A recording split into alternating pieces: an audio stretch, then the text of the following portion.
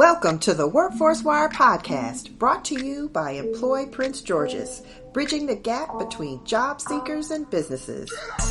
And now, here's your host, Walter Simmons.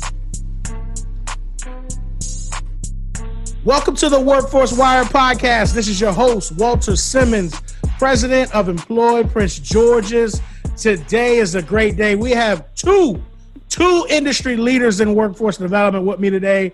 And the topic of today is more like the normal, the new normal that we've been talking about is converting from face-to-face in-person services to virtual services. And I have two experts today. I have Harrison Tonne from Career Team and Joseph, but affectionately Joe Alteri from Metrics Learning. Welcome to the show. Like we start every show, I have to ask, as a workforce development person, I have to ask, how did you go into the career or the position that you're currently in? And so, Joseph, Joe, I'm gonna throw it to you. How did you come into your current role? What was your career pathway? I guess you could thank my wife to the most part, but I spent about 20 years in the brokerage industry.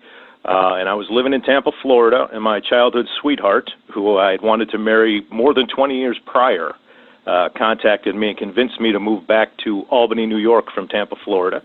So strangely enough, she's not in sales, but she did get me to do it. And coming to Albany, New York, it just happens to be home of SUNY Polytechnic Institute, which is the world's leader for research and development in nanotechnology and computer chip production. So I got a job there in business development. That was where I wanted to work. That's the big dog in Albany. And in working in business development, there I was working with any company that had anything to do with computer chip manufacturing. So IBM, Samsung, Intel, Tokyo Electron, Hitachi, they all had workforce issues. And in working with them, a lot of projects I came across Metrics Learning and Brian Lee, our CEO. And I fell in love with the platform and the unique solution. And about 3 years ago, I had the opportunity. Brian asked me to join up, and I jumped at it. And one of the best moves I've made, absolutely. Awesome. Harrison, how did you become is it Chief Innovation Officer at Career Team? That's right. Yeah, no, thanks, Walter. I stumbled upon workforce development before joining Career Team. They actually had me and contracted me just to do their website for them because I had my own web design and development company prior to that. Pretty much something I started straight out of high school, going business to business, asking them if they needed help with their website, their online presence. I stumbled upon Career Team through a friend of a friend who said they really needed a new website. And just like any client, I started learning more about what is workforce development. And again, I had no idea what it was.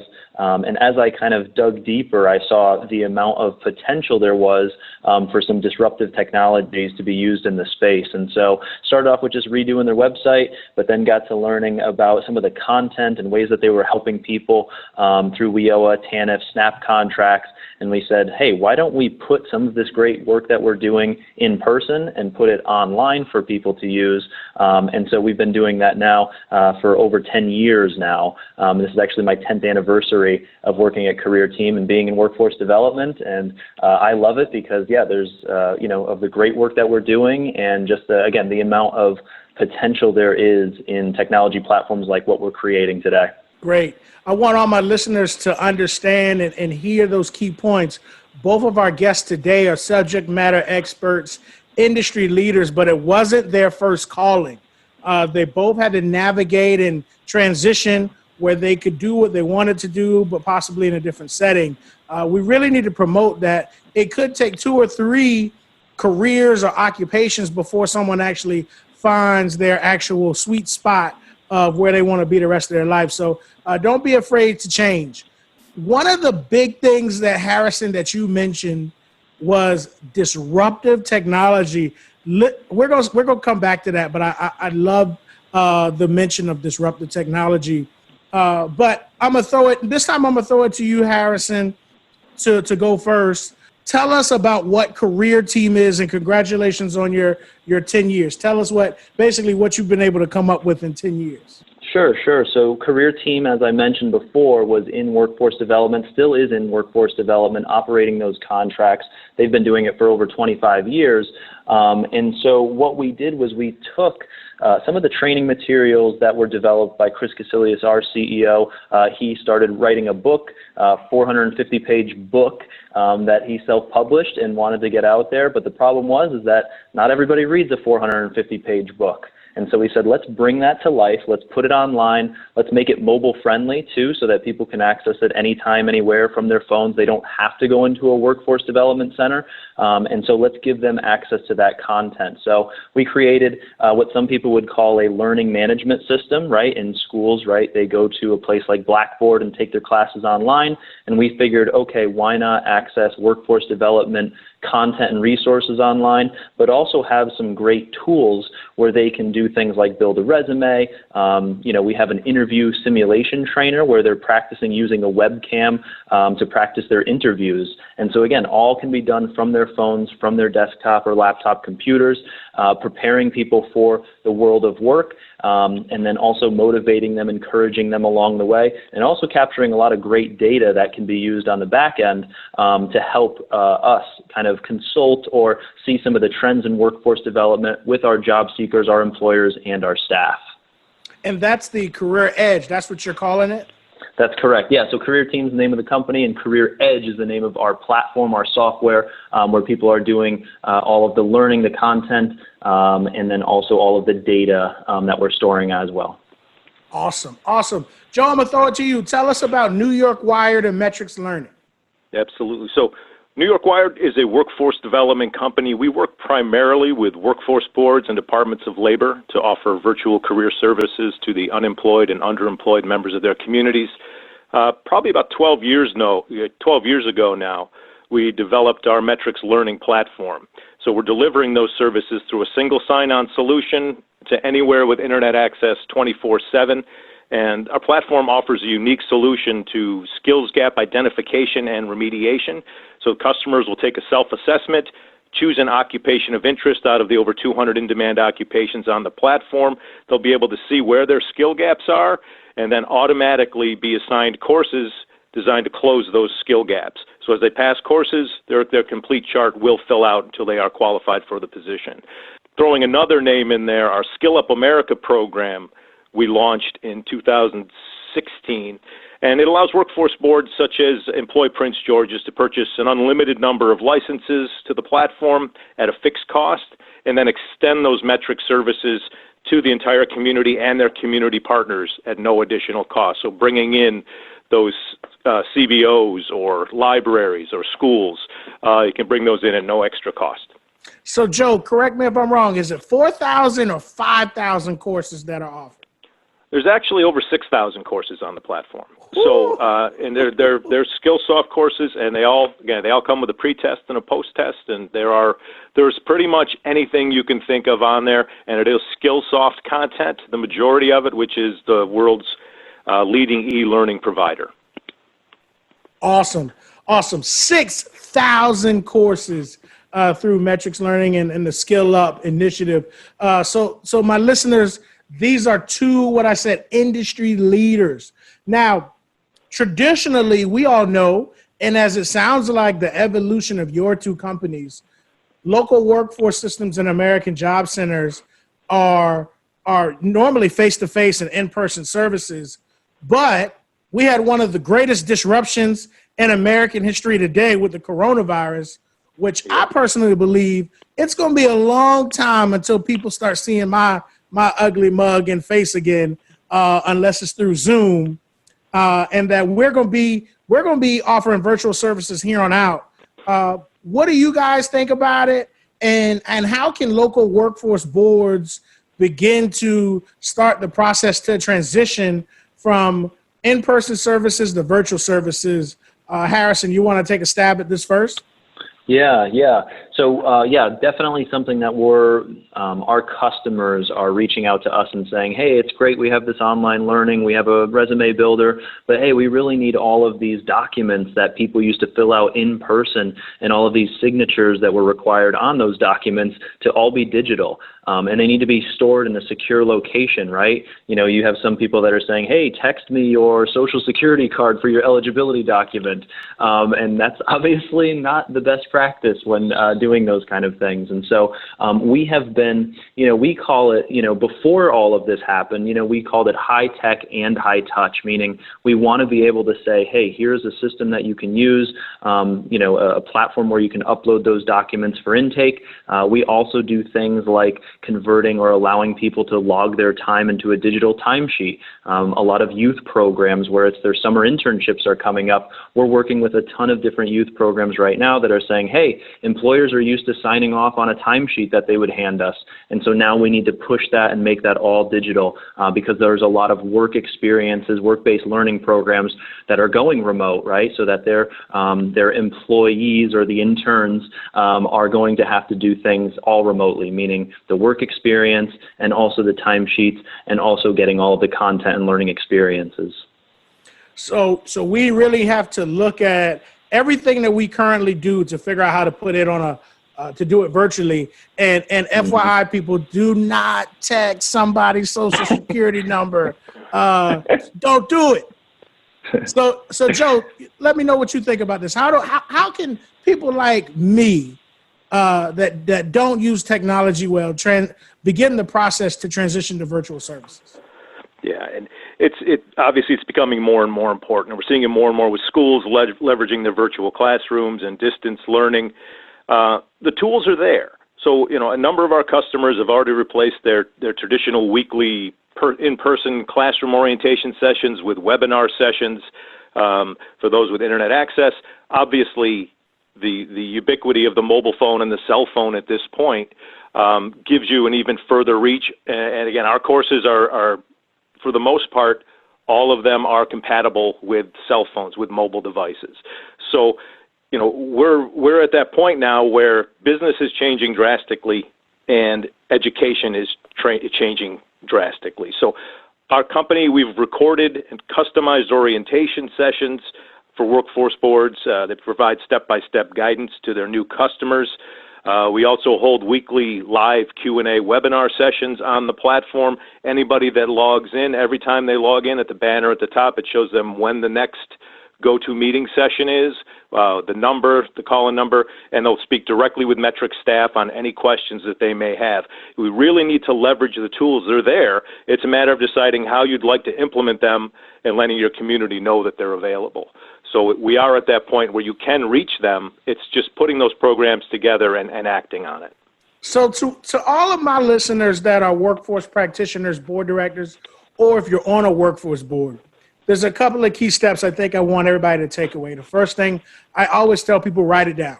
Write down every single process, step, enrollment, along your enrollment process. Also, what happens, literally step by step. What happens after they get enrolled? What happens before they go to training? What happens to ensure they're job ready? What happens to assess their basic skills? You need to work with your teams, work with your staff to outline every single process. And when you pick up the phone and call Career Team or Metrics Learning, you have to be able to communicate every single step to help them build out your system or to ensure that what they have accommodates you. Employ Prince George's, fortunately, we were already headed towards the virtual service platform and had contracted with Career Team and Metrics Learning prior to the coronavirus. But I'm sure both of these gentlemen know and could tell when the coronavirus pandemic started, they saw the emails and activity with them drastically increase. You guys can laugh and say, yeah. No question. But one of the big things that took us so long is that we hadn't wrote down all of those steps and processes. And that's time that we won't get back, but that's also excessive amount of time where Harrison had to really walk through the individual pieces. Can you two just give me a quick tidbit about how important it is to really to know what your workforce boards or clients do as you build out their platforms? Sure. And I can take a first stab at that. Yeah.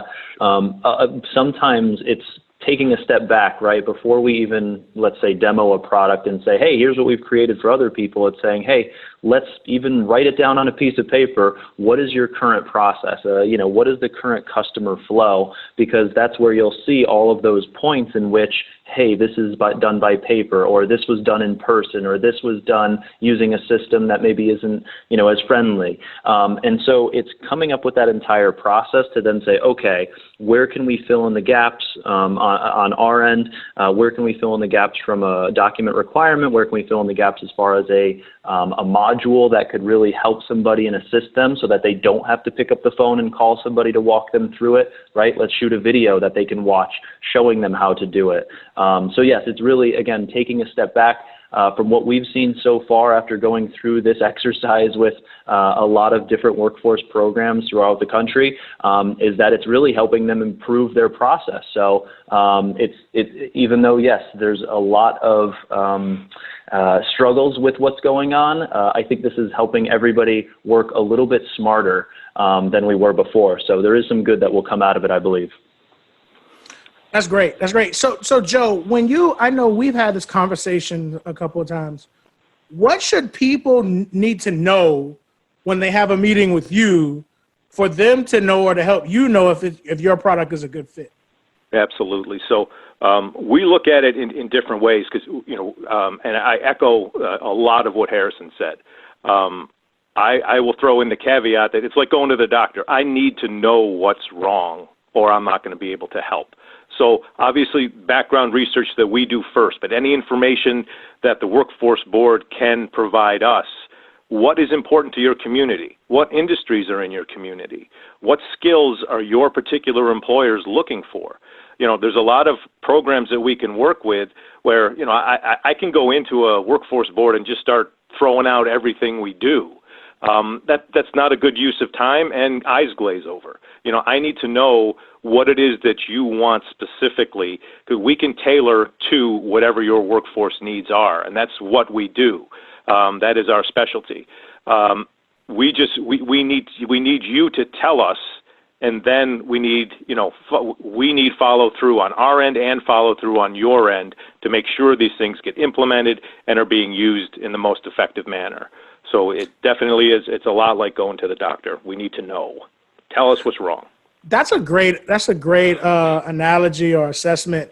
And so if I understanding you both correctly, in using Joe's use of the doctor, you have to, when you're building a virtual system, it's just like going to the doctor and you tell them your ankle hurts and they say, well, can I press here? Does it hurt here? Does it hurt there? Does it throb? What, from a level of 1 to 10, those sounds like the things how that doctor's triaging and assessing where your pain in it, what type of pain, what types of activities generate pain.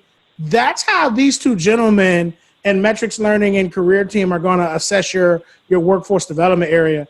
You really have to take a step back, like Harrison said, look at your entire process, everything that you do, every document you collect, every touch point you have, and really be able to give that to them. And to Joe's point, you have to know your industries, your occupations. You have to have feedback from your employers. And I would encourage everybody that when you move to a virtual platform, use your board, engage your board, listen, bring input from your employers to ensure that you build something that they can use that's viable. Next thing, who's using your platforms and your virtual services very well? Can you share with our listeners and shout out these awesome professionals who are probably what you would say is the 2 or 3 top innovators in the country? Joe, I'll start with you. Sure, absolutely. And I'll throw a couple of our communities out there I think are doing a really fantastic job. So in Orlando, Florida, we have over 4,000 annual users coming through the platform. And they designed a real good program there for their public assistance customers. About a quarter of that 4,000 are public assistance customers. Each of them must complete 41 hours each month of metrics training in order to receive their monthly stipends. And it's been very successful. We've had a lot of, again, you're getting a lot of courses completed helping people find that job. So there are obviously a lot of barriers to entry into a position, but Orlando's doing a fantastic job of getting people into that first position, about 7 or 8% higher than the rest of the state, with people going off of public assistance and back into earning income. Awesome. So they built it into their process. Correct. So anyone coming in through, anybody that registers for public assistance, they're automatically assigned a group of courses, and they have to finish those courses before they can take anything else in the catalog. So it doesn't overwhelm them. Like you said, 6,000 courses, somebody's going to look at that and go blank. You put together the curriculum for them. They have to complete those before moving on. And in Lancaster, Pennsylvania, we had about 8 school boards we got together with there. So they've gone the whole community. They have over 16 community partners on their platform, that Skill Up America model that I mentioned that EPG is doing as well, where the community partners are able to extend licenses to their customers. So they've brought in about 16 of them, but I wanted to focus on their K-12 program. We got together with 8 school boards there and developed the Pennsylvania Work Aware Badge, which is leveraging the work readiness and soft skills training available through the metrics platform. Any student completing this curriculum, they earn a badge recognized by local employers and the 400 members of their local SHRM Human Resources Organization as someone who qualifies for summer internship positions and entry-level employment opportunities as well. So they take these courses during the day, during the school day. Some of the teachers work them into the curriculum. They take them at home, and they incentivize them. The first person that completes gets $100. The second will get $50. Those type of things, and the kids just burn through the courses. So that's been very successful. Very successful area, but that K-12 in particular has been doing a fantastic job. And that's going to be key, integrating metrics learning and virtual learning into the public school system, because the public schools won't be the same for years. You're never going to have 20 or 30 people in a small classroom with a teacher and 1 or 2 aides. It's going to be a long time before that happens. So they definitely need that. Same thing with workshops and so on.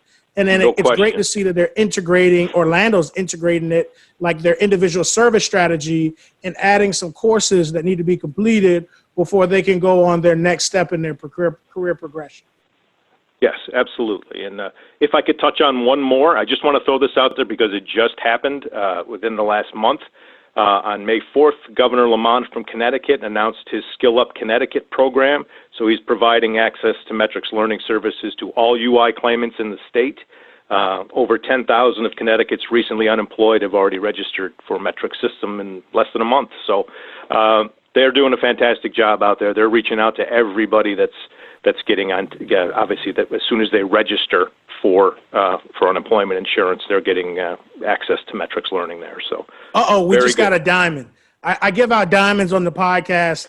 Everyone knows it. We just got a diamond. I know the call I got to make after I get off this call.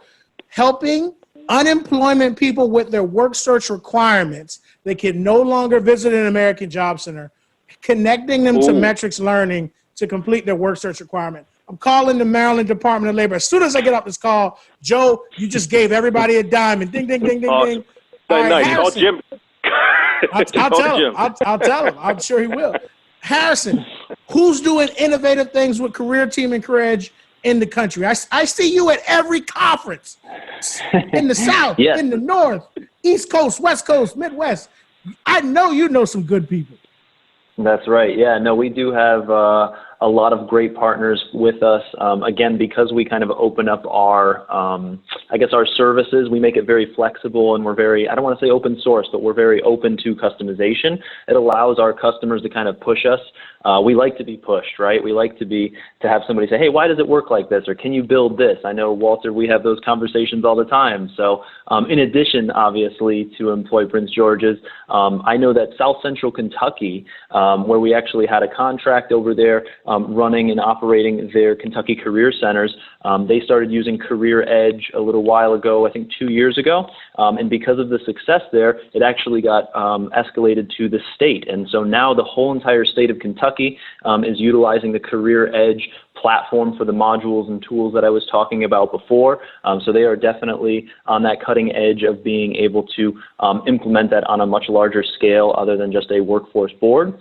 In addition to them, Kalamazoo, Michigan, they actually won last year. They won the Not Up Youth Program of the Year award.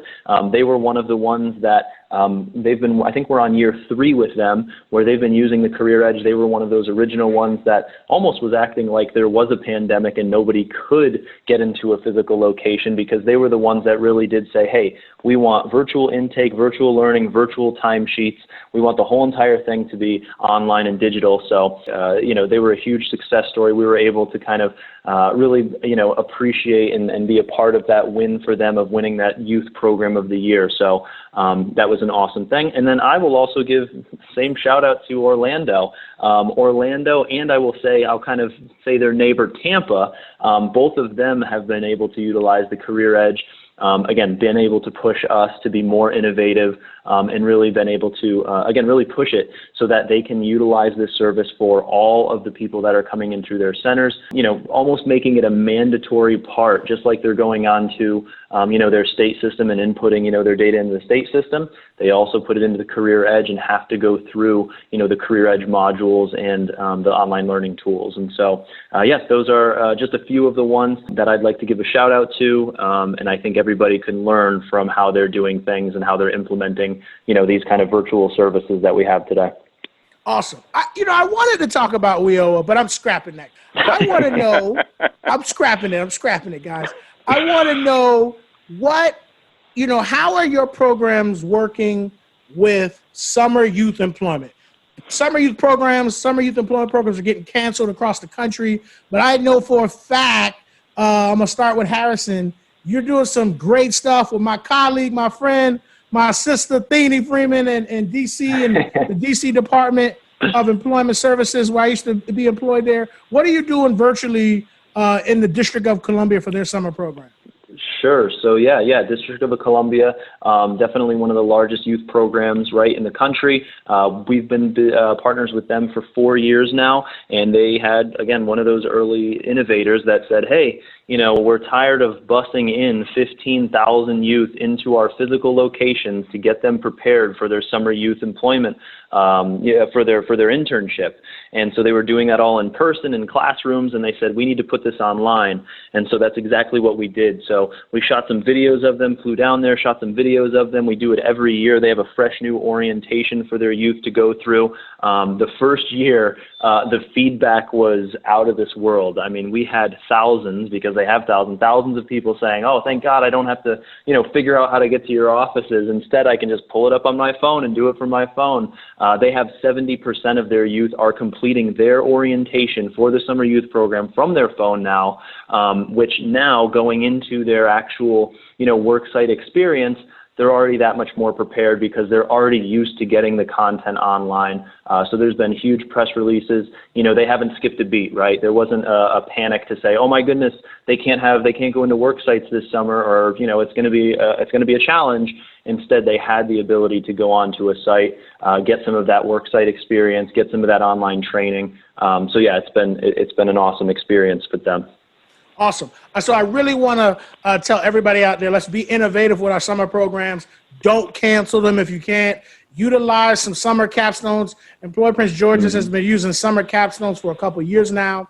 But as we talk about training and capstones, metrics learning, Joe, from what I understand is your trainings can actually lead to the credential attainment and even possibly the skills increasing WIOA performance measures. Am I correct on that? Yeah. So we offer over 6,000 courses, as I mentioned. Those are and those are skills. Those are skill soft. Those are skill soft courses, the same used by the majority of the Fortune 500 to train their own internal employees. They contain that pre-test and that post-test with a printable certificate of completion, each one of them. So if you successfully complete it, we tell our learners, print those up and bring them with you to job interviews. So when you sit down with a company and he says, well, you've been out of work for 2 months, what have you been doing? Well, I took project management training, I took some leadership training, here are the courses. And the majority of the companies are going to know who Skillsoft is. And so you're showing that you are bettering yourself during this period. But we also offer training for over 130 industry-recognized certifications. So that includes project management, as I said, but CompTIA, Oracle, Amazon, Microsoft Office. And all of the training is included with that basic metrics license. So any of your WIOA-eligible residents who are interested in pursuing an industry-recognized certification, something we offer training for, they can log right into the metrics platform and start taking those courses online. At the end of that is when there would be the cost involved with sitting for the exam, but it's a much, much more cost-effective way for you to attain a certification, especially when you get all the training for it for free. All right, we're going to wrap it up. Some great information here.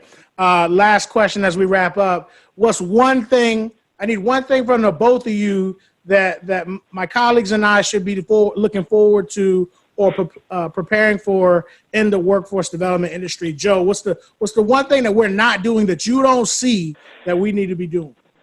Well, we touched on it a little bit today. I think the new economy may be drastically different than what we're used to. We need to begin to prepare looking at the employers. So, we're under the impression that 70 to 80% of these furloughed employees are going to be going back, are going to be returning to work with their former employers. But is that true? I don't know that that's true. Businesses have discovered a lot about themselves over the last 3 months. It's not. We're losing jobs. You're right. Yeah. They've also discovered some of these things are not as important as they thought they were. Do they need an office anymore? I know we're in discussions right now about, do we need an office anymore? You really don't.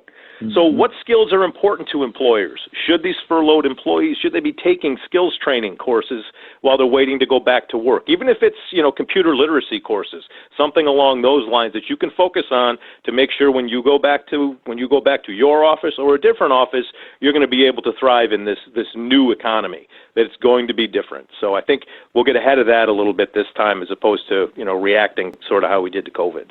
Harrison, what don't you see, brother? What don't you see? What do we need to do? Yeah, I think just to echo kind of what he was just talking about, as far as number one, being able to, talk the employer's talk, right? I mean, because they're coming at this and approaching things differently as well. That means being able to hop onto these virtual meetings, have a virtual interview, being able to know the behind the scenes of how a job application works so that you don't get yourself shut out of that job application, knowing how to write a resume so that it gets passed or gets into their applicant tracking system and not put in the trash.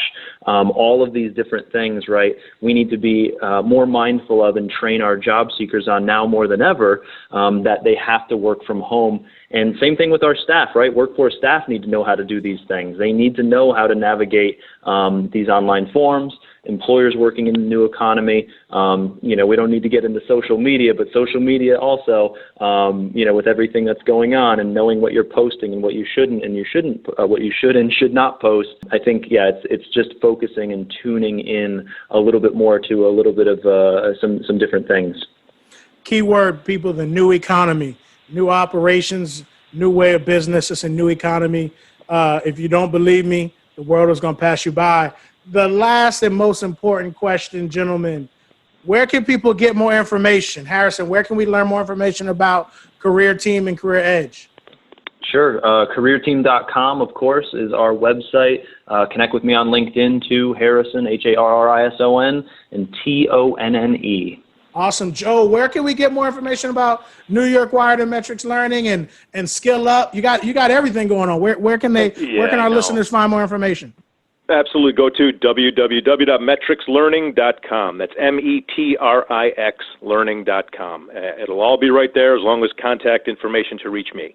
Awesome. I'm telling all our listeners, these two gentlemen here, Joseph Alteri, Harrison Tonne, thank you for coming to the show. They are experts. They are awesome. I use them. I'm the verification. These guys are great. Employ Prince George's is using Career Edge for all of our WIOA Title I case management. We're using them for some summer youth programming. Metrics Learning, Skill Up. We have a Skill Up Prince George's County initiative where we're utilizing these courses. We're also utilizing them to do professional development for our government agencies. You can get all of this information at www.employpg.org. That's www.employpg.org. You can follow me on LinkedIn, Facebook at Walter Simmons. You can follow all of our social media at Employ Prince George's.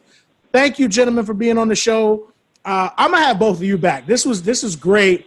But to all our listeners, again, www.employpg.org. Visit us, learn more, check out Career Team, check out Metrics Learning. This is the future. Thank you. Be safe, everyone, and looking forward to having you both on some future episodes. Thanks, Walter. Forward to it.